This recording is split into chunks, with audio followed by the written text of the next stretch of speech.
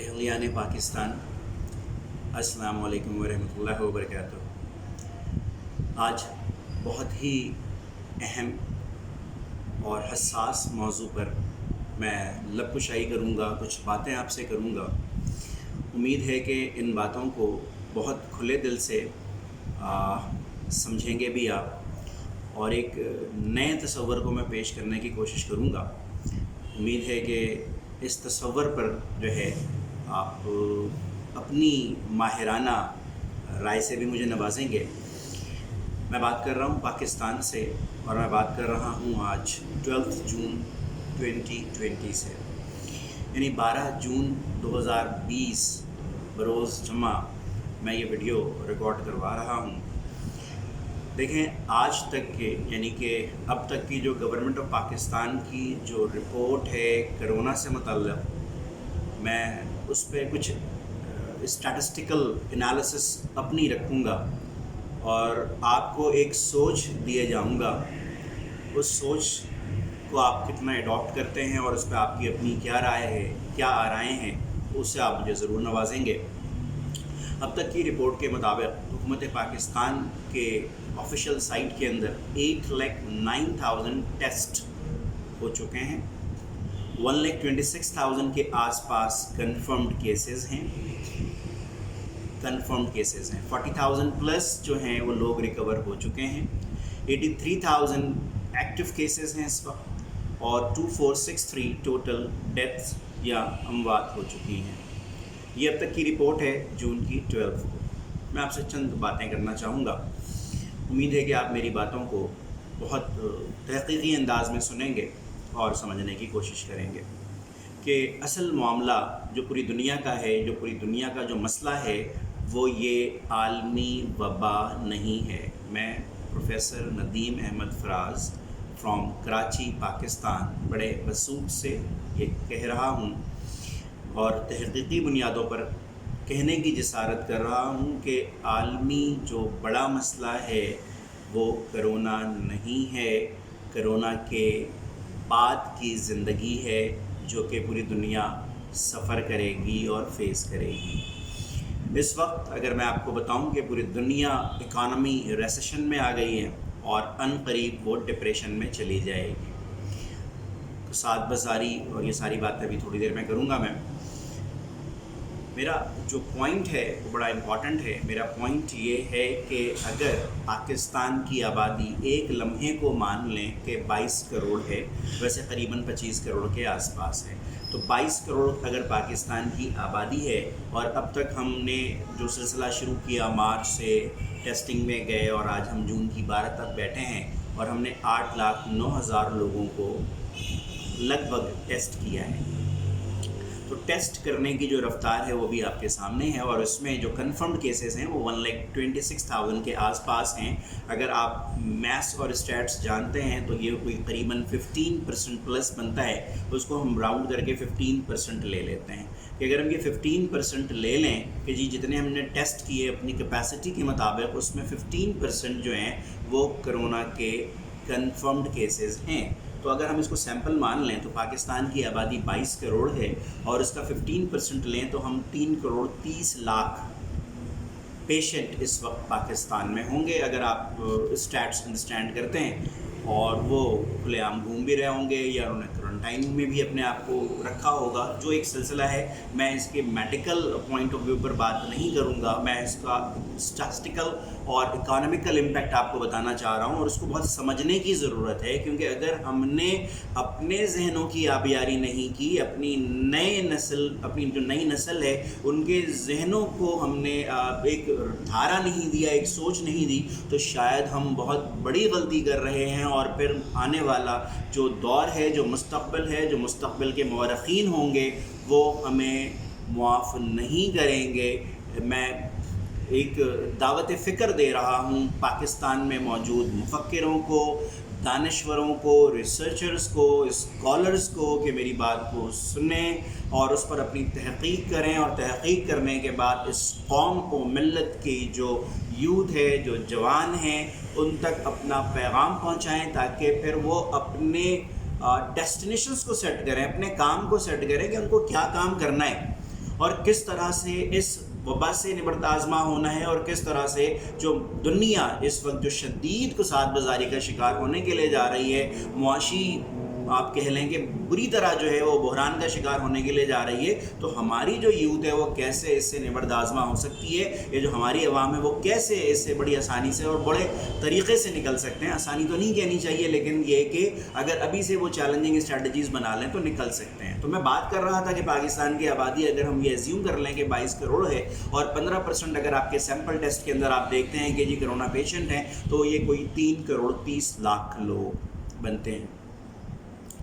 تو سر جی اگر ہم یہ ٹیسٹ کرنے کی بات کریں تو آئندہ 50 سالوں میں بھی ہم 22 کروڑ عوام کو ٹیسٹ نہیں کر سکتے اپنی پوری اسٹرینتھ کے ساتھ بھی، تو کیا ہم اگلے 50 سال تک لاک ڈاؤن میں جا رہے ہیں؟ آبویسلی یہ اسمارٹ اسٹریٹجی نہیں ہے۔ یہاں میں یہ چاہوں گا کہ میرے اس پیغام کو مملکت خداداد پاکستان کے جو تھنک ٹینک کے لوگ ہیں، جو کہ ڈیسیشنز لیتے ہیں، جو اسٹریٹجیز بناتے ہیں، ان تک میرا پیغام پہنچے، وزیر اعظم پاکستان اور ان کی کیبنٹ تک میرا پیغام پہنچے، تمام صوبوں کے وزرائے اعلیٰ اور ان کی کیبنٹ تک میرا پیغام پہنچے، جو اکانومک پلاننگ کرتے ہیں ان تک میرا پیغام پہنچے کہ جناب ہم اگلے 50 سالوں میں بھی پورے پاکستان کی آبادی کو ٹیسٹ نہیں کر سکتے۔ تو اگر ہم ابھی اس کو سیمپل مان لیں تو 3 کروڑ 30 لاکھ لوگ جو ہیں وہ فرض کر لیتے ہیں کہ جی پاکستان میں کرونا کے پیشنٹ ہیں یا ان میں کرونا ہو سکتا ہے۔ تو اس کا مطلب یہ ہو گیا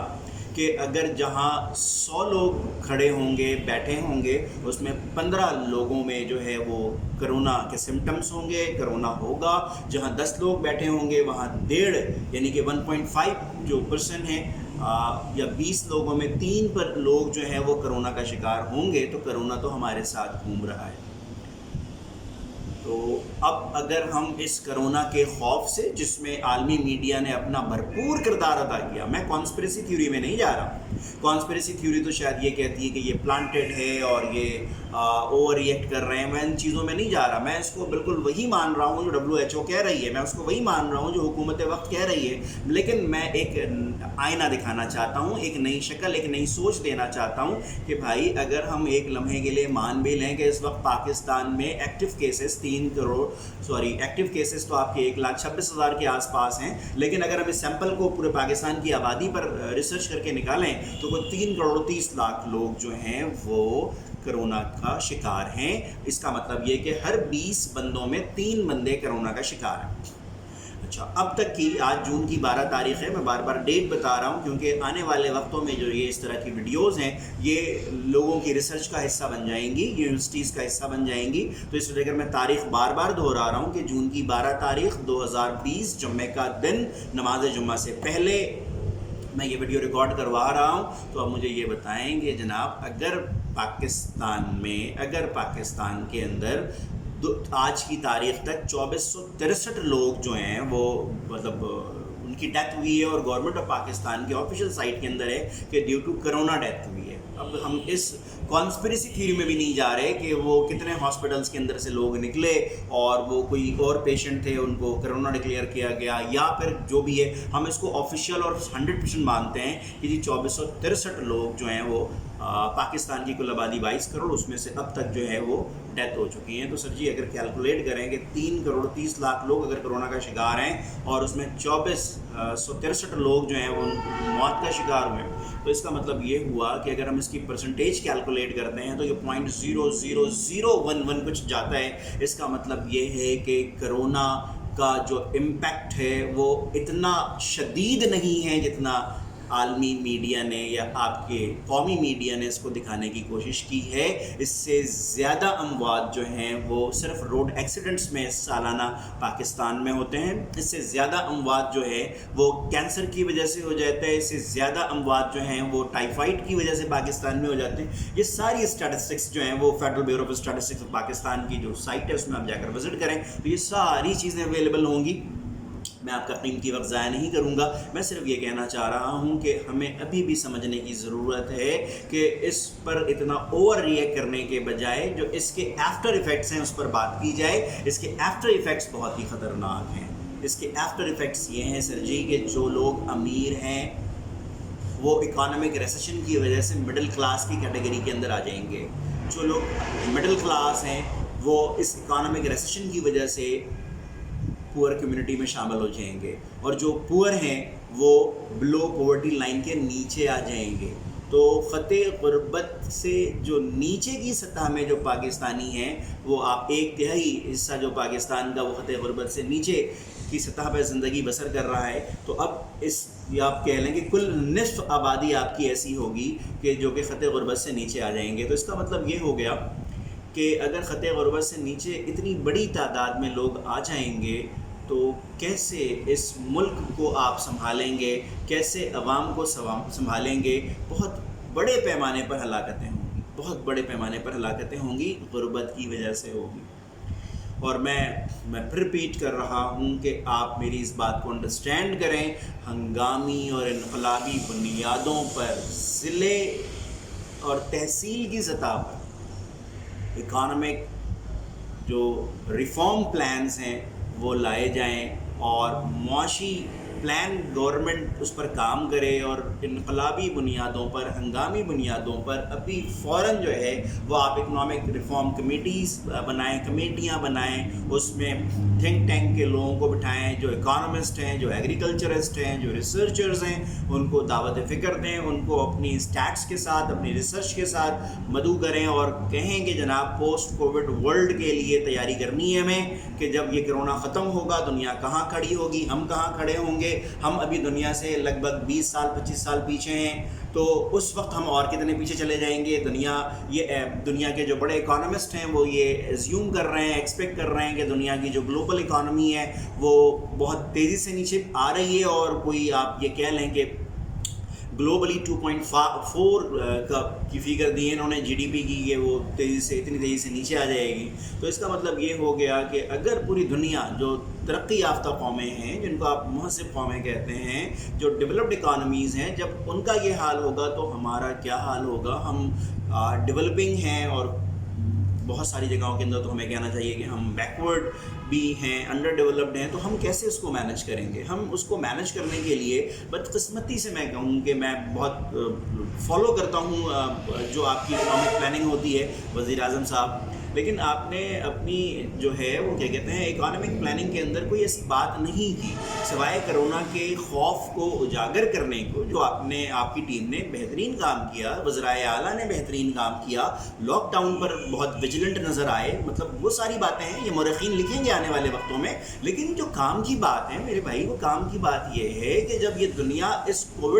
اس کرونا سے نکلے گی تو اس وقت کی جو دنیا ہے وہ کیا ہوگی, اور اس دنیا کو میرے جو یہ لوگ ہیں, جو یہ پاکستانی ہیں, وہ ان سے کیسے نبرد آزما ہوں گے, جبکہ یہ اپنا جو اکانومک ان کی جو پاور ہے, جو پیپل آف پاکستان ہے, جو سٹیزن آف پاکستان ہے, ہر شخص معاشی طور پر پیچھے آئے گا اور بہت سارے کاروبار ختم ہو جائیں گے. تو آپ ان کے لیے کیا پلان کر رہے ہیں؟ اور جو مملکت خداداد پاکستان کے جو شہری ہیں, میں ان سے مخاطب ہوں کہ خدا را ہوش کے ناخن لیجئے, آپ سارے ایس او پیز کو فالو کیجئے,